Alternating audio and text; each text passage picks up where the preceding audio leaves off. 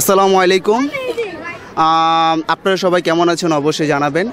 আজ আমরা এখানে দেখতে পাচ্ছেন আমাদের পুরান ঢাকা ঐতিহ্যবাহী খেলার মাঠ রহমতগঞ্জ মুসলিম ফ্রেন্ডস সোসাইটি খেলার মাঠে আজ 55 বছরের উপর ইতিহাস যে আমাদের ঐতিহ্যবাহী পুরান ঢাকা একটাই হাট, সবাই চিনে, সবাই নামে ডাকে জানে, পুরা বাংলাদেশ 64 জেলা একই সুরে জানে যে পুরান ঢাকা যদি কোনো হাট যদি থাকে তাহলে সেটা হচ্ছে রহমতগঞ্জ মুসলিম ফ্রেন্ডস সোসাইটি খেলার মাঠ হাট। এখানে দেশের থেকে বিভিন্ন জায়গার থেকে অনেক গরু আসে। এখানে দেখতে পাচ্ছেন সবাই, এখানে দেখতে পাচ্ছেন আমার পিছিয়ে একটা গরু আছে।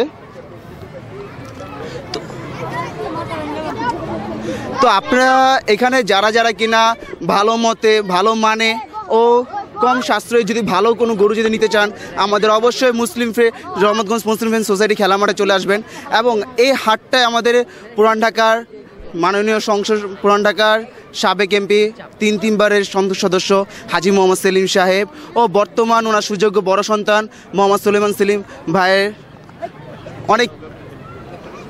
অনেক স্নেহতে আমরা বড় হচ্ছে। ওনাদের মানে বলে প্রকাশ করা যাবে না, বলতে গেলে আমার কান্না চলে আসবে যে উনি যে আমাদের যে এত স্নেহ দিয়ে রাখছে ওনার ছত্র ছায়াতে।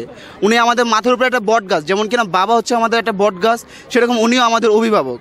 আর এখন বর্তমান হচ্ছিল এই হাটের ইজারাদার উনারই হাজী মোহাম্মদ সেলিম সাহেব, উনারই সবার ছোট ছেলে মোহাম্মদ সালমান সেলিম ভাই, উনি হচ্ছিল আমাদের এই রহমতগঞ্জ হাটের ইজারাদার এবারকার। তো আমরা সবাই আশা করি যে গতবারের মতো এইবারও আমাদের হাট আর আমাদের ঐতিহ্য এইবারও টিকে থাকবে। এখানে দেখতে পাচ্ছেন সবাই ছোট থেকে বড়রা সবাই এখানে উপস্থিত আছে। তো সবাই এখানে আমরা মনে করেন যে এখানে আছি ঈদে, সবাই জলে পড়ে ঈদ মোবারক, ঈদ মোবারক।